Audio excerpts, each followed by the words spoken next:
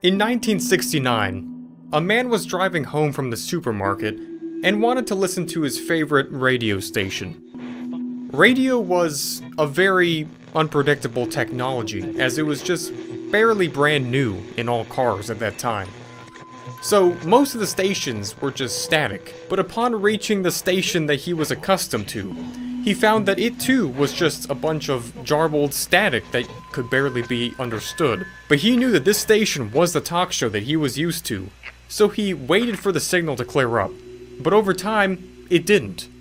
As a matter of fact, the words kept on getting worse, and even along with a very consistent and annoying high-pitched beep after every single barely understandable sentence.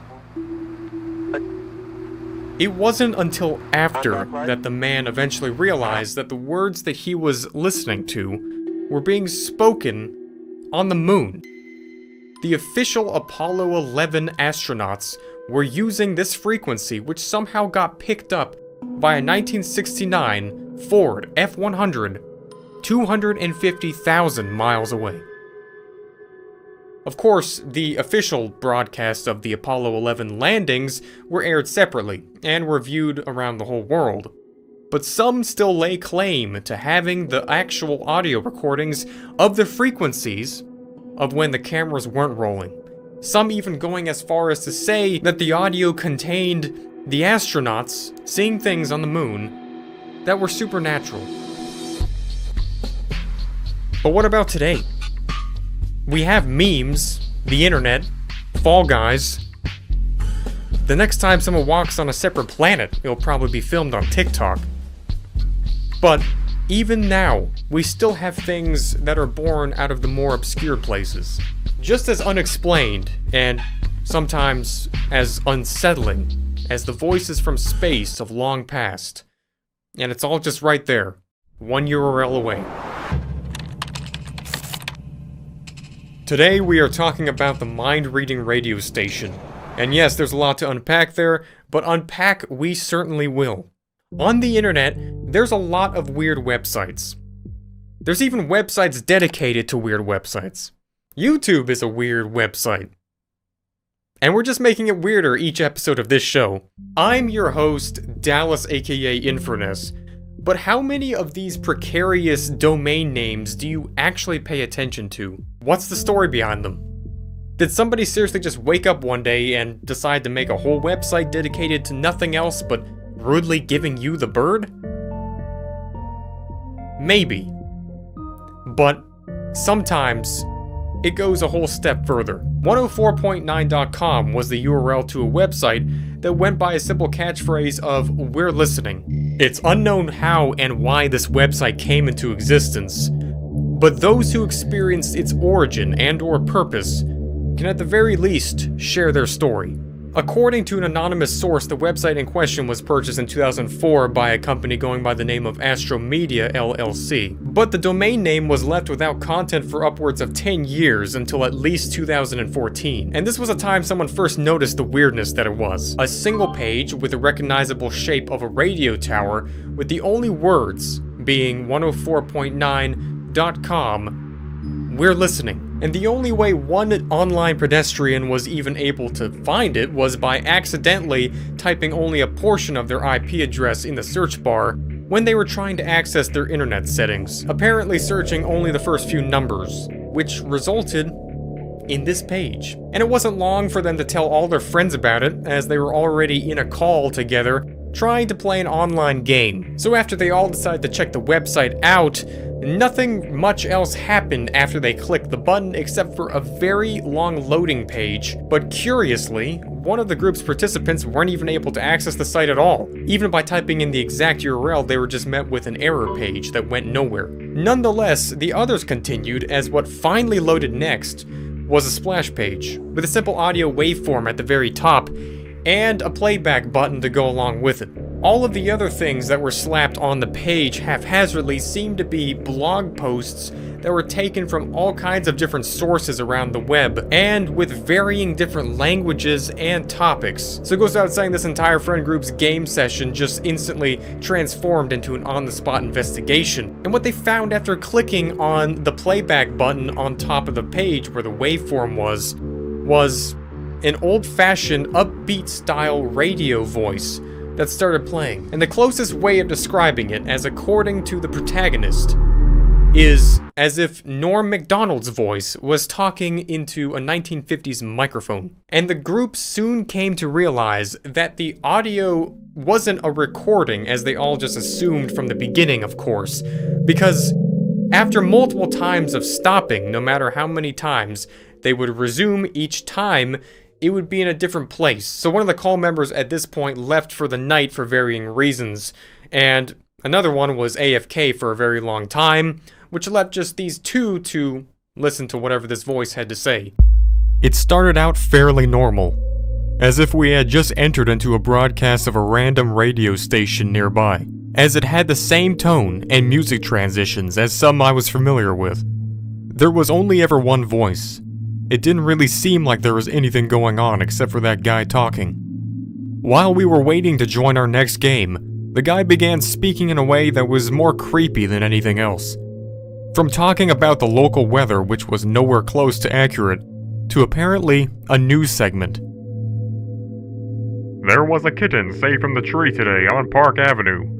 The minor league team just won against the Braves. A man has tripped walking down the sidewalk on Prospect Street. It kept getting weirder. It was just so random, pointless, but all in the same time unchanging tone of voice. 2 children are hopping the fence into Mr. Harding's backyard to retrieve a baseball. The Winchester's house is empty. Miss Gregorio is baking blueberry cookies for her class. I actually knew a Miss Gregorio. She was a teacher at the nearby school I went to long before. The voice just kept going. There were no breaks, and not even a single explanation. We just laughed at it though, and started scrolling through iFunny to pass the time a bit more. But when I turned the station back on after my friend took a restroom break, I was taken aback at the fact that the same annoyingly charming voice was still going, like it had gotten stuck in an endless loop, but never repeated anything. Easton Barnes is playing Counter-Strike. One of the players in his match will get a promotion at work tomorrow. Jeremy Blair will be fired from Costco. Martin is crying over his parents' divorce. Henry's time will be cut short. This was where I froze. Not only did this website say my name, but it said my birth name that I hadn't gone by my whole life. I was always called Emmett by everyone, even my family, as long as I can remember. It was at this point that both the remaining of the 3 members rejoined the call, other than the protagonist, but after the third friend finally unmuted themselves after being AFK for a long time, the anchorman stopped, and there was a long drawn-out moment of silence. And, as if speaking directly to them, the voice spoke. I'm sorry. You violated the rules. He's not supposed to know about this. You are no longer welcome on 104.9. Please leave.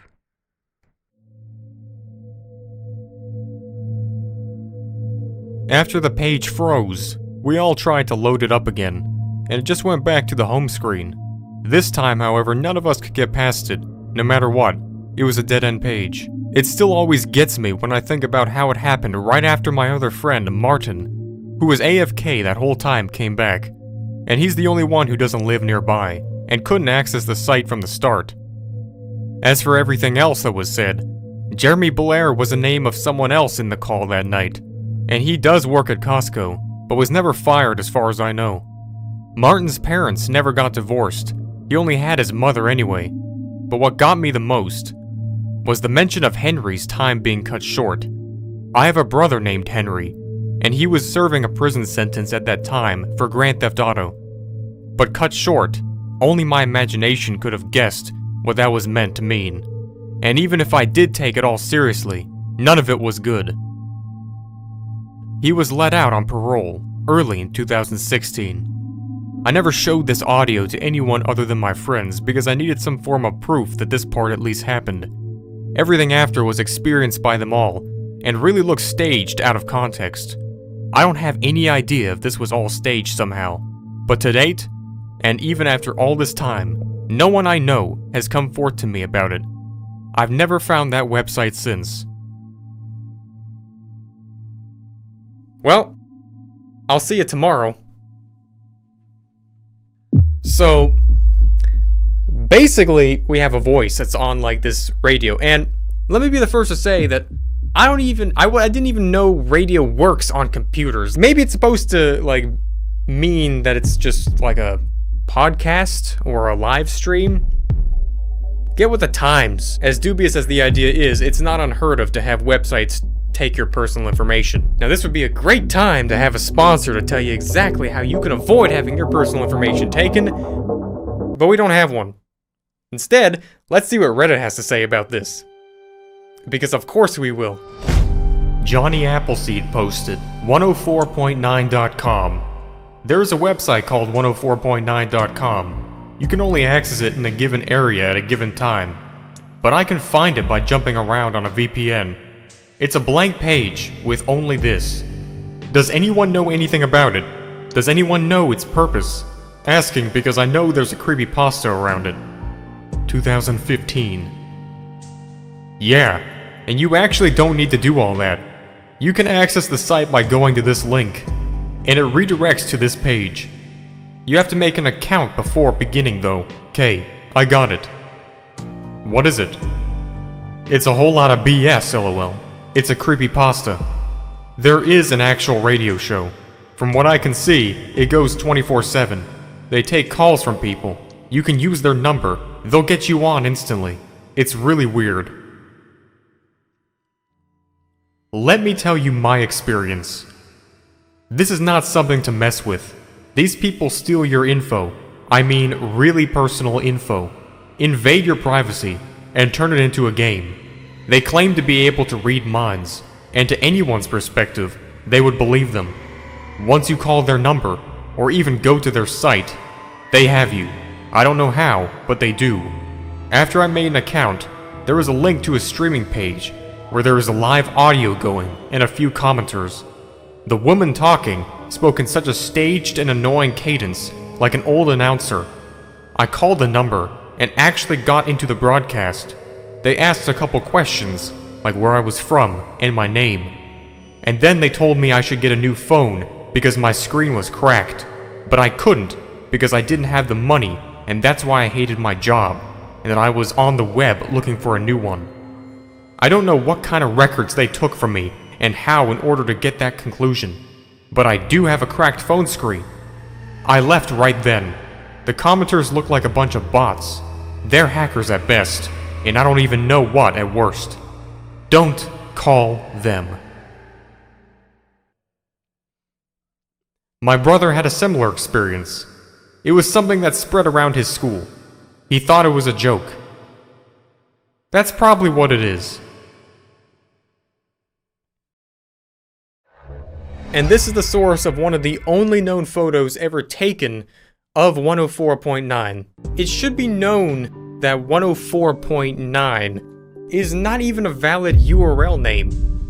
It would have to be 104 being the main domain, and then the 9 being the subdomain, which means that there would have to be an original 104.com. 104.com leads to two sentences written in Japanese. Whatever connection this has to 104.9 may or may not be relevant. But on the topic of the mentioned phone number, what I can find out about it is that it is an area code that exists in Arizona, and is most likely an official business number. I'm not sure how good of an idea it would be to reveal it, but for the sake of this investigation, it'll probably help us out. It goes without saying that, at least for me, of course, 104.9.com doesn't work, but that doesn't stop its information from being available. As we know, the original URL was registered by something called Astromedia LLC, and after a quick search, it turns out that Astromedia LLC is something that actually exists. But it's not like there's one certain way to know for sure that this is the same thing that we're looking at here. Astromedia claims to be an advertising agency with the goal of maximizing the amount of traffic to all of its customers. So unfortunately, no mention of 104.9 here. But interestingly, the area code, originally, that was supposedly the number of 104.9, is the same area code as Astromedia. Bingo. The only other strategy left is to ask them ourselves. Hello, Astromedia. This may not be a typical question, and if it can't be answered, I will understand. I'm interested in knowing if at one point you guys had another URL going by 104.9.com. I'm an active video maker on topics like this, and was wondering if any info could be shared to help me out if this is the case. Either way, thanks for your time.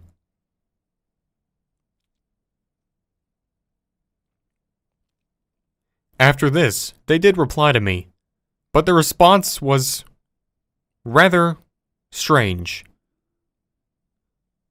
Hi, Inverness. Funnily enough, we did. I didn't even know this myself. The URL was purchased by one of our clients. They are no longer with us. Regards. Astromedia. Okay, so we're basically back where we started. If 104.9 wasn't the doing of Astromedia, but it was in fact connected, then who's behind it? No public records exist of the phone line that was connected with 104.9, and the only one in that area that goes by that name that exists is just one that plays classical music. If the station was locally based and therefore selectively accessible, then that would explain its nebulousness. How they would know who and where someone was watching at any given time, though, is not known, and I would have to argue not possible. Something else must be at play. We're listening. What are they listening to? Based on the foreign lettering of 104.com, we can assume that at some point, a free telephone website was being hosted at this address. And there's no significant reason why it would be called 104.com, as 104 doesn't correspond to any country code or area code in Japan. But if the subdomain 104.9.com is still being used by someone somewhere, no one would ever be the wiser. And this original story first appeared on 4chan, by the way. So it's kind of a mix of creepypasta-ness and real-life events, which also forms a great mystery for YouTube Unsolved. But 104.9 is still a website that I can't seem to access, so it looks like someone has been covering a whole lot of tracks. The only thing that I'm the most upset about is that I couldn't even just have one cookie from Miss Gregorio. I mean, literally. And no teacher ever gave me cookies. This kind of reminds me of the creepypasta Booth World. If any of you are cultural enough to understand what that means, it was basically like another phone creepypasta, which is pretty fun at the very least. Nonetheless, very creepy, unsettling, 104.9. You definitely are a good addition to YouTube Unsolved. Check out the YouTube Unsolved Discord server in the description if you haven't already. It's a community full of amazing YouTube Unsolved people, and just hit 10,000 members, so let's keep it going. I'll see you in the next video, you'll see me. Goodbye.